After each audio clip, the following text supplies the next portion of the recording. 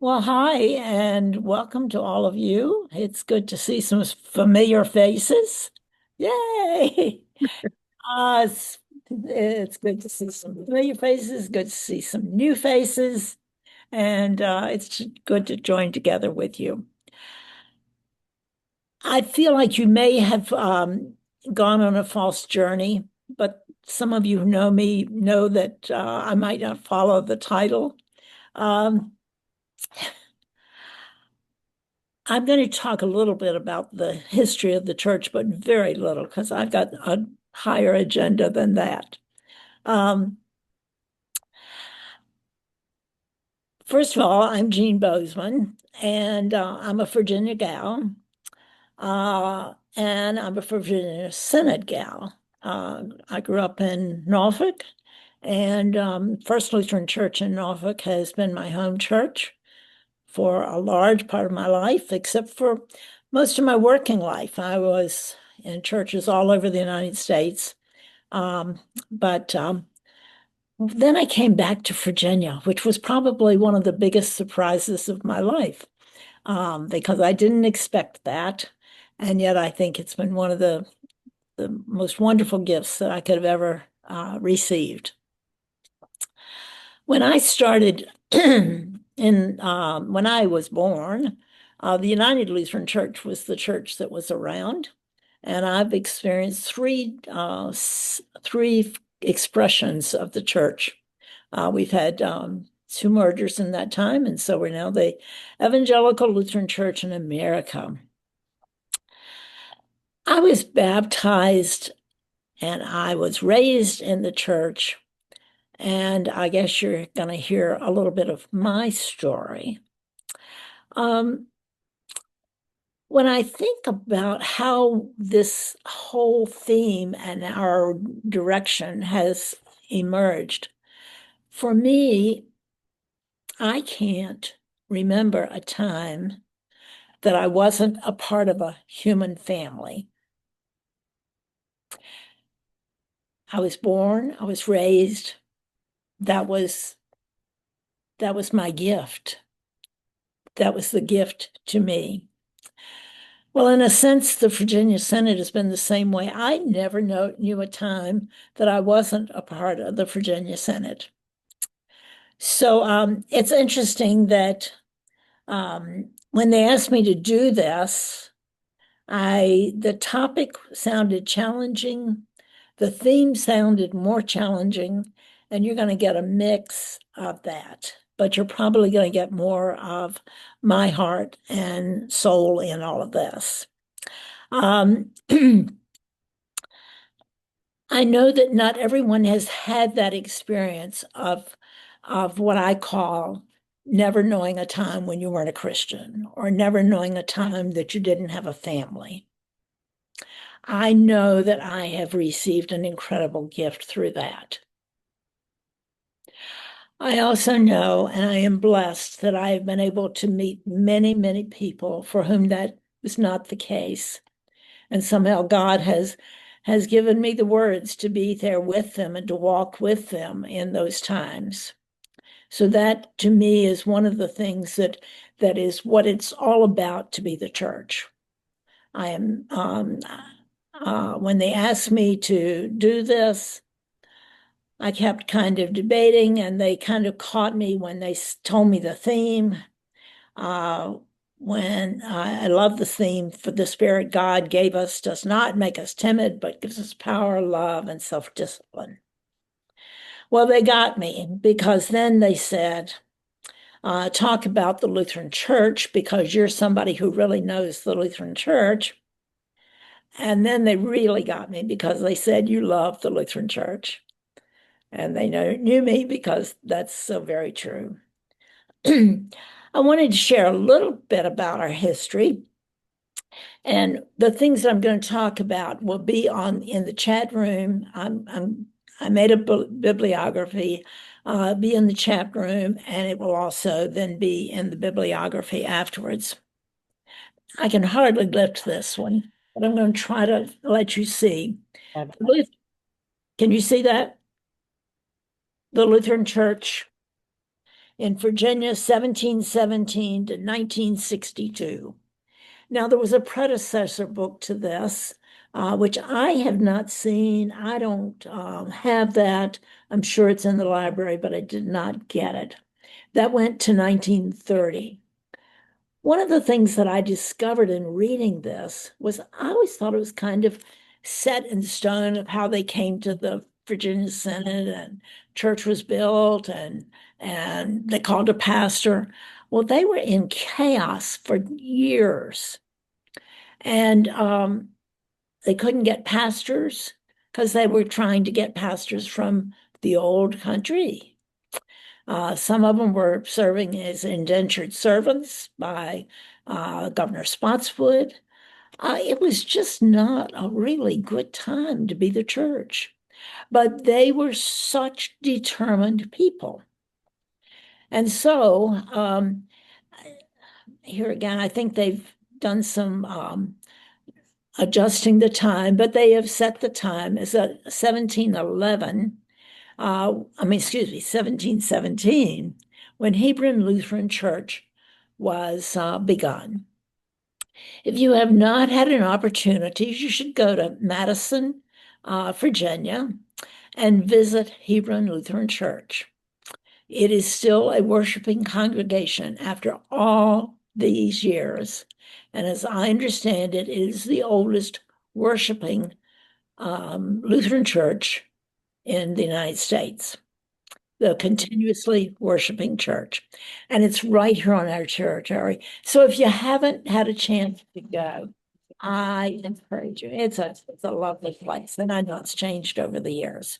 The second book, or the second and third books, or third and fourth, I guess, is 1820 to 1987. And this is biographical sketches of Lutheran pastors in Virginia, and it goes to 1987.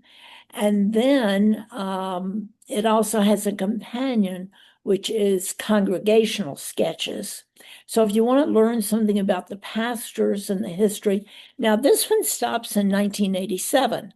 I was ordained in 1976, so I got in this one. And some of the others of you I see are in that one. And then this one is very familiar to a lot of you because this is Journey Together, and I hope you've got a copy.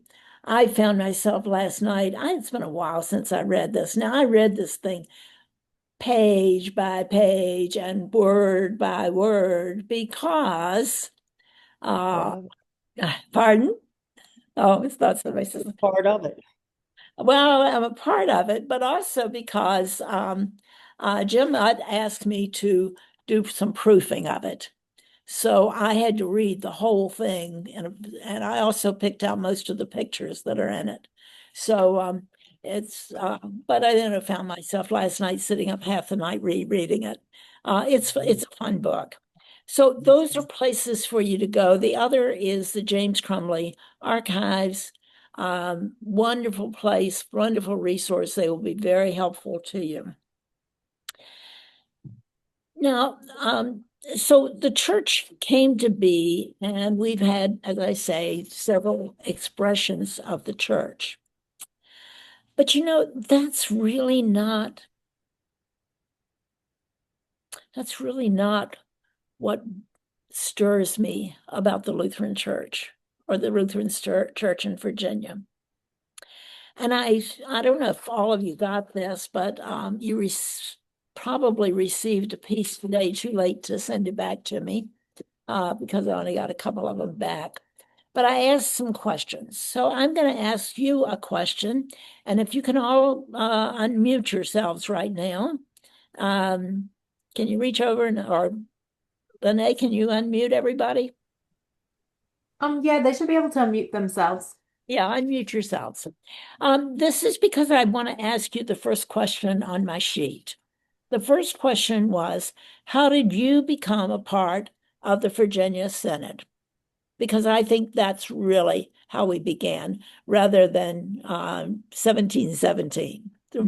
Where we began is where you began. So if you would just kind of shout out, not a full story, but how did you become a part of the Lutheran Church? Moved here as a result of my husband's tour of duty. We Okay, came here military. okay. Thanks, Stephanie. Born into it. Born into it. Okay. How many of us were born into it? We were. Okay, well, it's kind of Mhm. 50-50. Me. Okay, John? Oh, Actually, Anne, I was born Methodist, and became Lutheran on my own at the age of 13. But we came to the Virginia Synod in 2021 when we retired here. okay. And where are you now? Middlebrook, Virginia. Okay. I was I was a member of Missouri Synod Church for years. My wife was a member of the well, it used to be part of the ALC. I can't remember exactly what they were called at the time. But after we got married, she joined the Missouri Church with me. We lived in that for many years.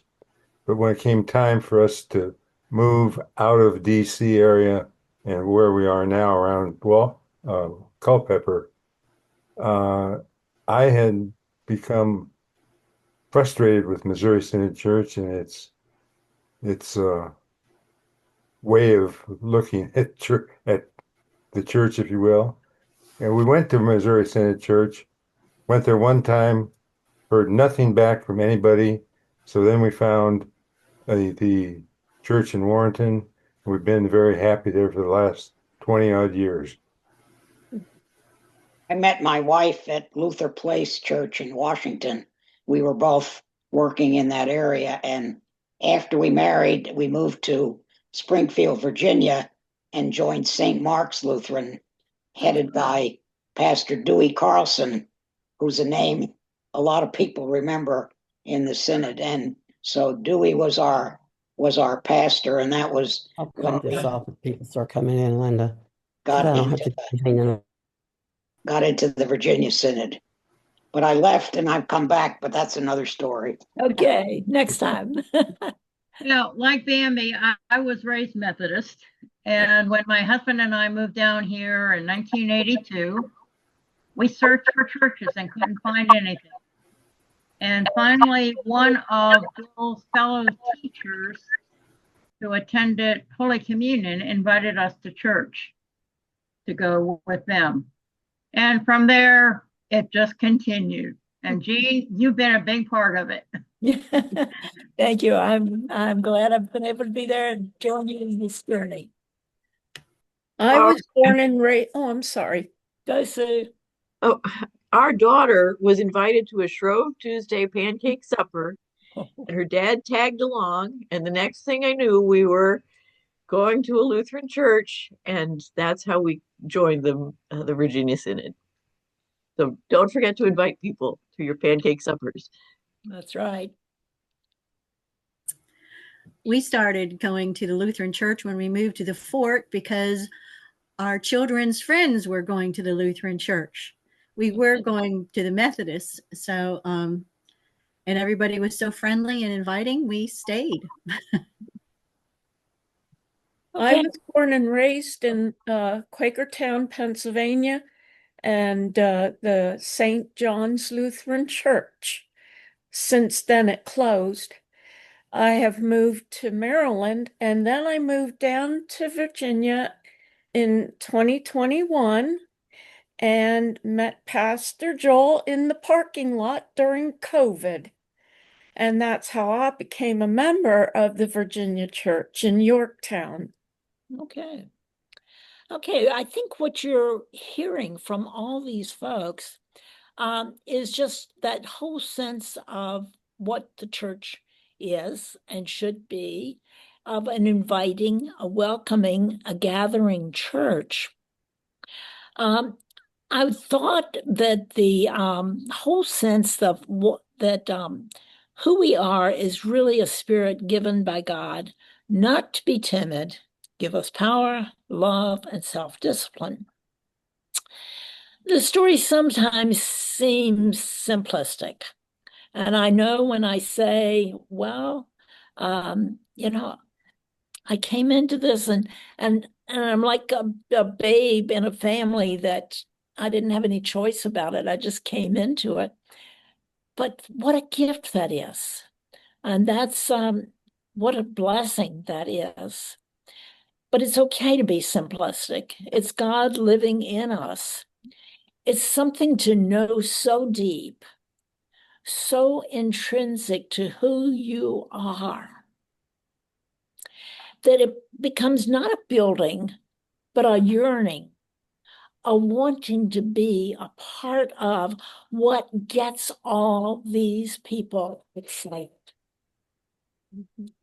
Now, one of the things that I learned about the church at I would say I was a Luther leaguer, and I had to give a program, and the program was on the Lutheran Church, or what the church is.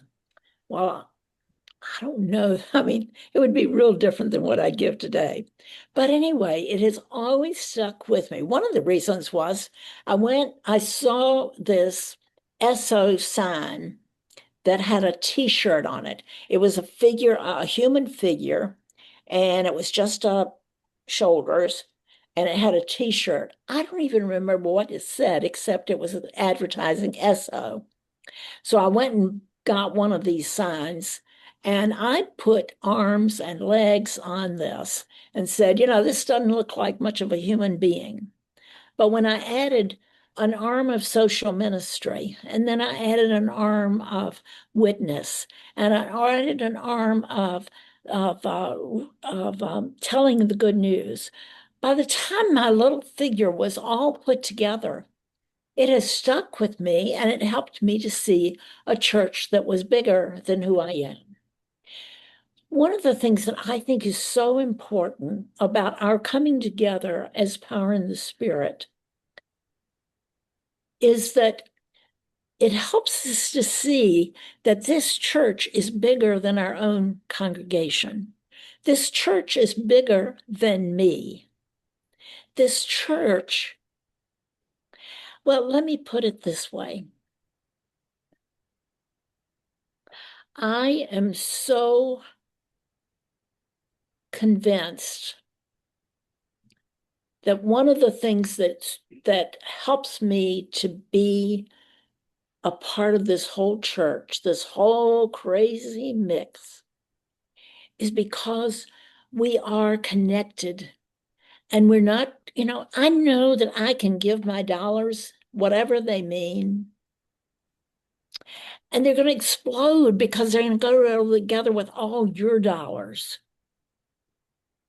That's what I like about the Virginia Synod. That's what I like about belonging to the ELCA.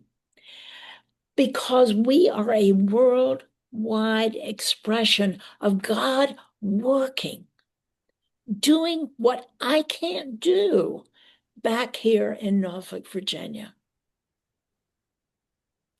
That's connections. That makes us bigger than anything we are.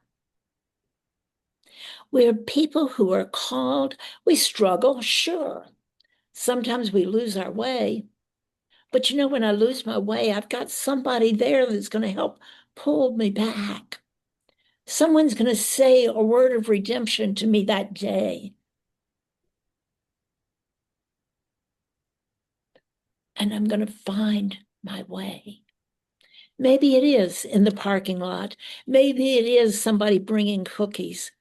Maybe it is someone saying God loves you. And that's you and me. That's what it is about being a synod together. We used to talk about journey together. We still do talk. Shouldn't say we used to. We talk about journeying together, not alone, going together and exploding beyond our walls. To me, that's what the church is all about. I know I'm connected So when I took a call to go to Chicago, where I stayed for 18 years, I was still connected. I'm here in Virginia, but I still get the newsletter every week from Augustana Lutheran Church in Hyde Park, Chicago. That's church. That's my sense of church. I love the Virginia Synod. I love the sense that we work and that we have education and mission, that we have seminaries, that we have colleges, that we have the Lutheran World Federation. I know that I'm going around the globe, and I knew that before I ever had the opportunity. And then when I was in Tanzania, and I'm in a small congregation, I knew world mission like I'd never known it before. Or when I traveled with some of you on a ship in Greece, we saw our history. Or when we were at in the Reformation's journey, you know, those were times that we got to know who we were. Now, I found myself a little bit confused and stumbling on the word self-discipline. I also grew up in a sense that, well, let's put it, self-control was not something you saw as a positive. It was really something that kind of kept you down and made you do the rules. Well, I looked up self-discipline because I wasn't quite sure. And Oxford Dictionary says it's the ability to control one's feelings and overcome one's weakness. It is the ability to pursue what thinks is right despite temptations and no turning back or abandoning. Now that fits the church, doesn't it? That fits the church. Knowing what is right, what is basic, is who we are. Do we stumble? Well, if you don't, I do. But I think we all do. But that's not the point. The point is that we are getting the strength, that we've got. We don't have a timid way. We have a strong way to say, pick ourselves up and keep right on going. Not I can't, which is what's going to happen when you practice too much self-control or self-discipline. You say, I can't. I don't want to. I don't have time. But with the power of the Spirit, we can be the church. Now, I ask you another question, and we've got just a few minutes, but I ask, if I had one wish for the Virginia Synod, what would it be? One wish for this wonderful church that we love. Maybe it's one wish for yourself as part of the Virginia Synod.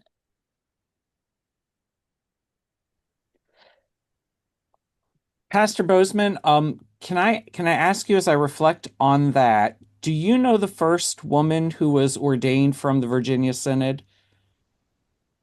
Yeah. Who was that? Me. You knew that, didn't you? Because I think I'm in a trap. pioneering and resurrection. You know, I think you leave that part out of your story, but your ministry and the history you're sharing is not one that you were born into a world that ever wanted to hear from your mouth. And you've been a pioneer in listening to God's call. Last night I was reflecting when I was asked who did I go to in Maryland, it was Beth Platts. Oh. Who was another, I mean, she was the first woman ordained in the LCA. And and not to congregational service, but to campus ministry. And she listened to kids and youth. Your pioneering spirit in the generation that you had is my hope for the Virginia Synod as we continue to find the people who have not yet been lifted up to be listened to so that we can hear their enthusiasm. So thank you, Pastor Bozeman. Oh, you're welcome. I wish I had oodles of time to just tell you lots of stories about those early days, because I'm not saying it was easy, but it just came so naturally.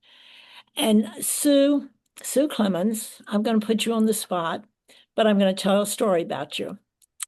Sue called me one day. Now, Sue lives over in Hampton, and she called me one day and she said, I'm working on a sermon. And Sue, I've never forgotten this because you put me on the spot. You interrupted everything I was doing and you said, I want you to tell me why you have your call or how you got your call to ministry, but I want you to do it in 6 words. Oh. 6 words.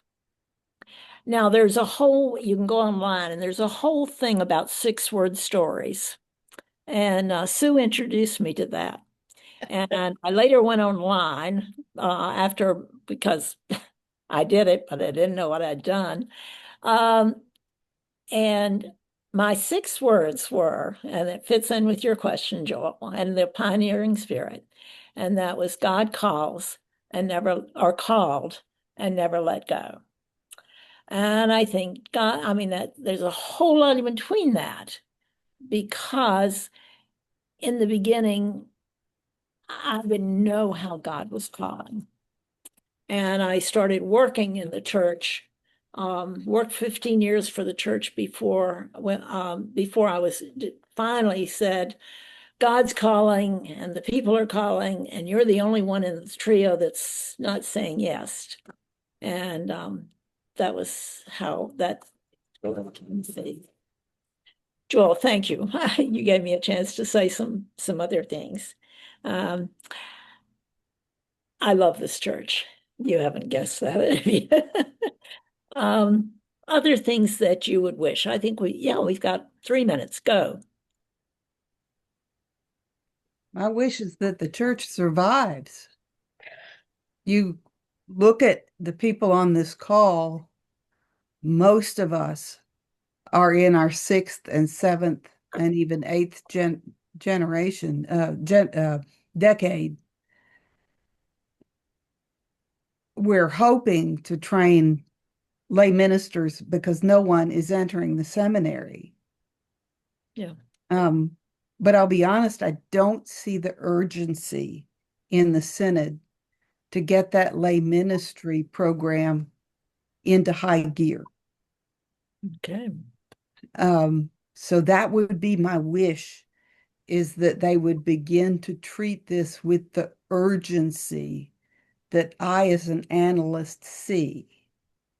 Because the numbers that I see indicate we need about 200 to 400 lay ministers trained in the next 10 to 15 years. Well, I'm going to lay hands on every one of you right now and say, young people, and you put your hand on some folks and you help them to hear that spirit of call right now through them. I did this recently with a young fellow. I don't know. I mean, he's not even a teenager yet. He's just barely there. But I said, I think you've got something that God can use. Will he ever become a pastor? That's not the point. But I hope he will always hear God's call. And that's what we need is people in the church. And I appreciate you saying this so much. We need an urgency, not to just say, well, it's the time. We need an urgency to be the church. Yeah. Well, I know we're going to get cut off. We've got 2 great things, a pioneering spirit and a sense of urgency. And this is going to get recorded and people are going to hear it. But your ideas, your sense of sharing, your sense of what ministries do you start where you are? Those are the kinds of things that is that self-discipline that says, get up and go. You've got it, folks. You're never too old. And we've each got a story to keep telling and a spirit to keep sharing. And that's the urgency that this church needs. Yeah, Jean, I am going to echo that thought. You are never too old, because I never thought that I would be doing what I am doing now with the Lay Ministry Academy and everything else. Hey. And Edith, let me say one word. I want to, I'm going to get cut off. I wanted to, you can't hear me. No, we can. We have 2 minutes. Yeah, Or okay. just under 2 minutes. Okay. What I wanted to say was, I want to say to you and Donna and I'm losing my mind. I can't think. Anyway, to all of you, I want to say you've been very creative. I know that I had my stamp and many years of loving this power in the spirit and taking it to new directions. But this was a new direction. And I think this evening, Power in the Spirit, is very special. And I give thanks to all of you. As you say, Edith, this was when you were older. So that's okay. See, Yeah. we're all getting trained through a new Power in the Spirit. We just need to bring some young people along to the next one with us. So true. Okay. We aren't timid. God's word goes on. I will challenge everyone in this group in that to bring a young person to Summer Power in the Spirit. You will not regret it. That's brilliant.